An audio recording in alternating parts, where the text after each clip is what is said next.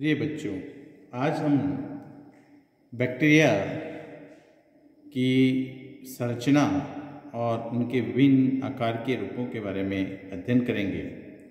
जैसा कि आप जानते हैं, बैक्टीरिया एक प्रोकैरियोटिक ऑर्गेनिज्म होता है और बैक्टीरिया के अंदर एक सुविकसित जो केंद्रक है उसका अभाव पाया जाता है और इसके अलावा जितने भी आपके मेम्ब्रेनस स्ट्रक्चर है उन स्ट्रक्चर्स का अभाव पाया जाता है।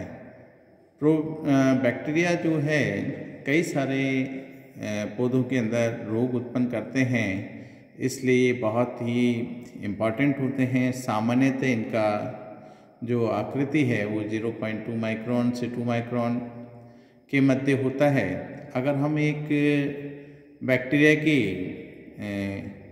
कोशिका का अध्ययन करें तो हम देखेंगे कि बैक्टीरिया जो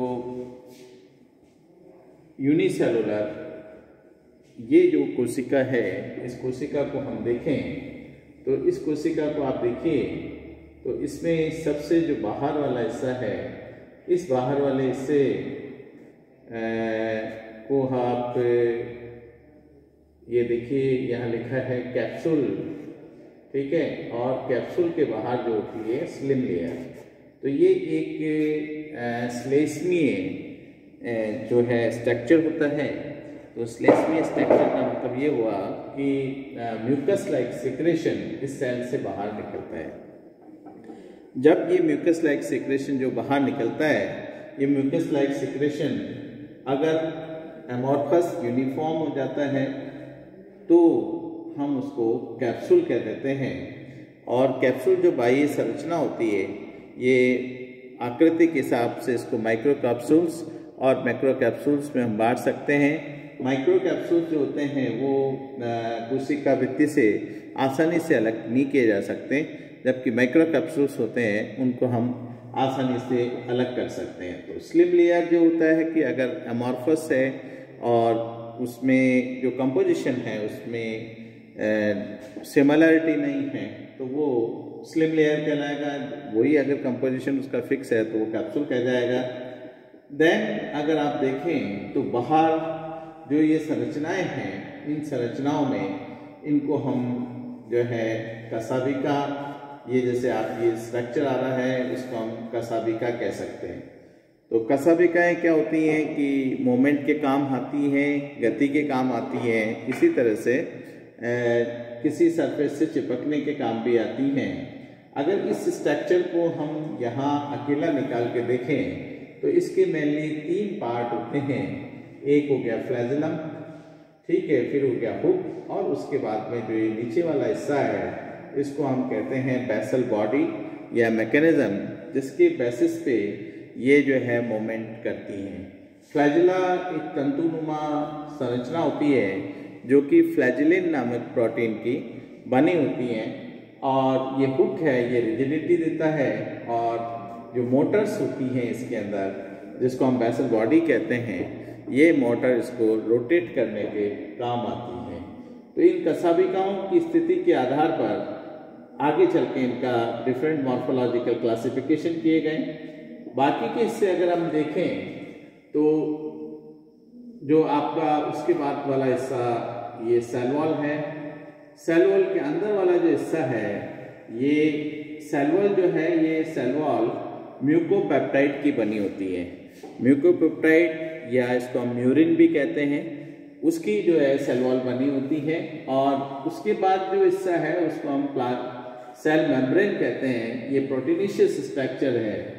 और उसके बाद अगर हम चलें अंदर तो प्लाज्मा मेम्ब्रेन हो गया, पिल्ले, ये छोटे छोटे जो हैं इनके ऊपर पाइलिन प्रोटीन की बनी हुई होलो ट्यूबुलर स्ट्रक्चर लगी होती हैं, जिसको हम पिल्लाई कहते हैं। इनको सेक्स पिल्लाई भी कहा जाता है, क्योंकि जब बैक्टीरियल सेल के अंदर सेक्सुअल रिप्रोडक्शन होता है, स्पेशली कंजुगेशंस वगैरह, तो उसके अंदर जो ये जो दूसरी सेल है उस सेल से अटैच हो जाते हैं, और जो ये पिल्लाई हैं, क्योंकि होलो पाइपलाइन की स्ट्रक्चर होती हैं, तो इनके थ्रू जो है न्यूक्लिक मटेरियल एक सेल से दूसरे सेल्स के अंदर ट्रांसफर होता है, इसलिए इनको हम सेक्स पिल्लाई भी कहते हैं।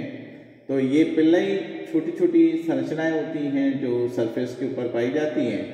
उसके बाद अगर आप देखें तो इसके अंदर जितना भी ये मटेरियल बिखरा हुआ है इसको हम साइटोप्लाज्म या कोशिका द्रव्य कहते हैं।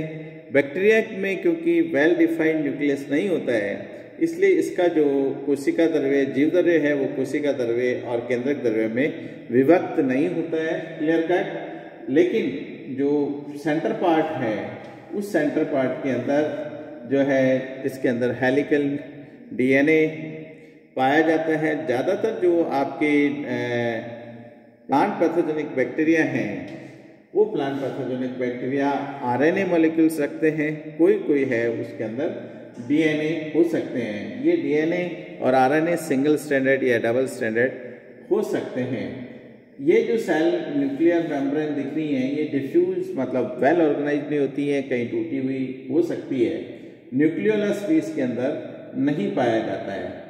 इसी तरह से माइटोकॉन्ड्रिया का इसमें अभाव पाया जाता है और जो सेल मेम्ब्रेन है वो मेम्ब्रेन इनफोल्डिंग हो जाती है और एक संरचना बनाती है। उस संरचना को हम मिजोसोम्स कहते हैं। मिजोसोम्स एक तरह से पावर जनरेशन का कार्य करते हैं, यूँ कहें कि माइटोकॉन्ड्रिया के सप्लीमेंट का कार्य करते हैं।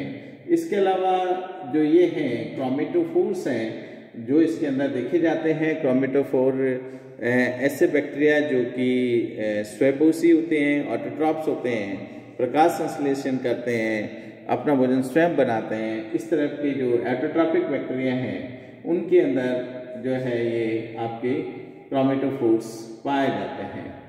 अब इसके बाद जो आप इसके अंदर वाले हिस्से में अगर आप देखें तो इसमें रेस्पिरेटरी एंजाइम्स भी बिखरे हुए प्रोटोप्लाज्म के अंदर पाए जाते हैं।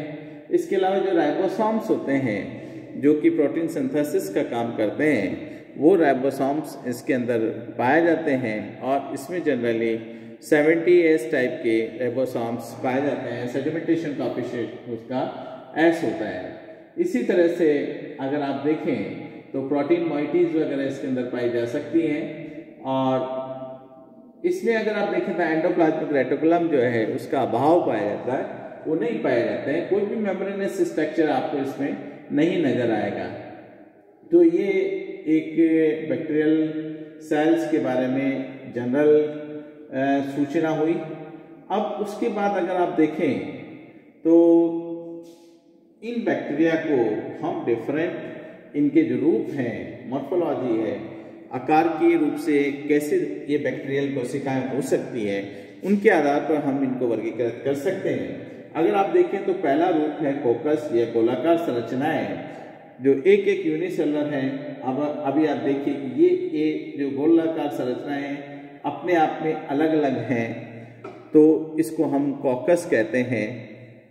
अगर अब दो कोशिकाएं एक दूसरे के पास आ जाएं और अटैच हो जाएं तो क्योंकि दो को डिप्लो कहते हैं और डिप्लोकोकस जनरली क्या होता है कि किसी भी एक मदर कोशिका जो सेल है उसके एक सिंगल प्लेन पे डिवीजन होने से डिप्लोकोकस, लेकिन डिवीजन होने के बाद वो अलग नहीं होते हैं और जुड़े हुए प्रतीत होते हैं तो उन्हें हम डिप्लोकेसिस कहते हैं। इसी तरह से कोकस सेल जो है जो कि गोलाकार संरचना है इसके डबल प्लेन पे एक बार हॉरिजॉन्टल दूसरी बार वर्टिकल में डिवीजन हो और ये सब अटैच रह जाएं तो इसको हम टेट्राकोकस मैनेजमेंट या अरेंजमेंट कहते हैं। इसी तरह से अगर एक कोशिका है उसके एक ही साइड में कंटिन्यूअस प्लेन में डिवीजन होता चला जाए और वो जो बैक्टीरियल सेल्स हैं एक दूसरे से अटैच रहें और एक चेन जैसी संरचना बना दें तो इस तरह के जो बैक्टीरिया हैं उसको हम स्ट्रेप्टोकोकस कहेंगे। यहाँ से आप देखिए ये चेन चली और यहाँ तक ये चेन चल रही है, फोल्ड हो गई, फोल्ड दिखा दिया है, इसमें सीधी भी हो सकती है तो इसको हम स्ट्रेप्टोकोकस बैक्टीरिया कहते हैं। इसी तरह से अगर ये जो डिवीजन है वो डिवीजन इरेगुलर हो जाए, इरेगुलर का मतलब है कि हॉरिजॉन्टल वर्टिकल कभी हॉरिजॉन्टल हो जाए तो एक अंगूर के गुच्छे की तरह, बंच की तरह अगर सेल्स नजर आए लगी हुई तो हम उसे स्टैफिलोकोकस कहते हैं। जबकि 6th है सार्सिनी। सार्सिनी में क्या है कि जो टेट्राड है उस टेट्राड के पहले तो सिंगल प्लेन, हॉरिजॉन्टल और वर्टिकल प्लेन पे टेट्राड बना और फिर टेट्राड के ऊपर जो है एक हॉरिजॉन्टल या वर्टिकल डिवीजन हो जाए तो चारों कोशिकाएं जो डबल बन के 8 का समूह बना दे, तो इस तरह की जो संरचना है उसको हम सार्सिनी कहते हैं। तो ये हुआ मॉर्फोलॉजिकली जो सर्कुलर या गोलाकार संरचनाएं थी उनके बाद। इसी तरह से हम देखें तो छड़ाकार या बेसिली फॉर्म स्ट्रक्चर भी होते हैं। तो अगर सिंगल है तो उसको हम बेसिली फॉर्म कहेंगे। जब दो कोशिकाएं आपस में जुड़ी हो जाती है तो उसको हम डिप्लोबैसिलस कहते हैं। इसी तरह से अगर दो से ज़्यादा एक चेन में डिवीजन होते चले जाएं और जुड़ी रहें तो उसको हम स्ट्रैप्टोबैसिलस कहते हैं। और इसी तरह से जैसे पैलिसेड सेल्स होती हैं कोशिका के अंदर, और अगर ये लैटरली सेल्स बेसिली फॉर्म आपस में अटैच रहती हैं तो उसे हम पैलिसेडो बेसिली फॉर्म जो है बैक्टीरिया कहते हैं। इसके अलावा कोलियोबैक्टरम, इसमें अगर आप देखें तो एक अजीब सी संरचना इसकी बनी होती है कोलियोबैक्टर की, कॉमा की तरह दिखाई देते हैं।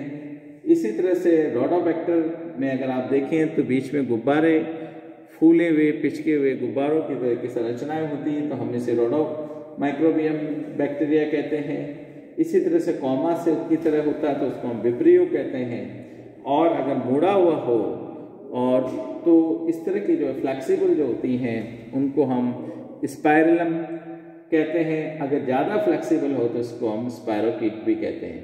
इसी तरह से जो बैक्टीरिया हैं उनके अंदर अगर कवक तंतु की तरह फिलामेंटस स्ट्रक्चर दिखाई दें और ब्रांच हो तो हम उसको एक्टिनोमाइसिस बैक्टीरिया कहते हैं। तो ये कुछ जो है रूट सोप या हेलिकल स्ट्रक्चर्स या अनइवन अनयूजुअल स्ट्रक्चर्स थे। इस तरह से हम देखें कि टोटल बैक्टीरियल जो सेल्स हैं उनको मोटे मोटे तौर पर अब 15 आकार के रूपों में देखा गया है। तो ये था बैक्टीरिया का on the basis of morphology या उसके आकार के बेसिस पे क्लासिफिकेशन। इसी तरह से अगर हम देखें तो बैक्टीरिया की जो कोशिकाएं हैं उन कोशिका के अंदर फ्लैजेला की उपस्थिति, अनुपस्थिति, एक साइड में उपस्थिति या किस तरह से वो अरेंज होते हैं उसके बेसिस पे भी हम उनका क्लासिफिकेशन कर सकते हैं। तो ऐसी बैक्टीरियल सेल बेसिली फॉर्म में जिस पर किसी प्रकार की कोई कसाबिका नहीं पाई जाती है तो उसको हम एट्राइकस, ट्राइका का मतलब कसाबिका से है, तो एट्राइकस बेसिली फॉर्म बैक्टीरिया कह सकते हैं। अगर ये बेसिली फॉर्म है, इसके एक किनारे पर अगर कसाबिका लगी है तो इसे हम मोनोट्राइकस, मोनो का मतलब एक और ट्राइकस में पिछकी एक कसाबी की बैक्टीरिया कहते हैं। इसी तरह से अगर कोई बैक्टीरियल सेल है उसके दोनों सिरों के ऊपर एक या एक से अधिक जो फ्लैजेलाएं लगी रहती हैं तो उसे हम एम्फीट्राइकस कहते हैं। और इसी तरह से यदि बैक्टीरियल सेल के एक सिरे के ऊपर कसाबिकाओं का गुच्छा पाया जाता है जबकि दूसरा फ्री होता है तो उसे हम लोफो का मतलब समूह, लोफोट्राइकस बैक्टीरिया कहते हैं। इसी तरह से यदि बैक्टीरियल सेल के चारों तरफ कोशिकाएं उसकी परिधि पर लगी रहती हैं तो उसे हम पैरीट्राइकस बेसिलिफॉर्म बैक्टीरिया कहते हैं। इस प्रकार हम देखते हैं कि बैक्टीरिया की जो डिफरेंट मॉर्फोलॉजिकल रूप्स देखने को मिल सकते हैं। और इसी तरह से जो कसाबिकाएं हैं वो भी बैक्टीरिया के अंदर विभिन्न प्रकार से अरेंज हो सकती है। इस प्रकार हम एक बैक्टीरिया की जनरल इंफॉर्मेशन गैदर कर सकते हैं। Thank you.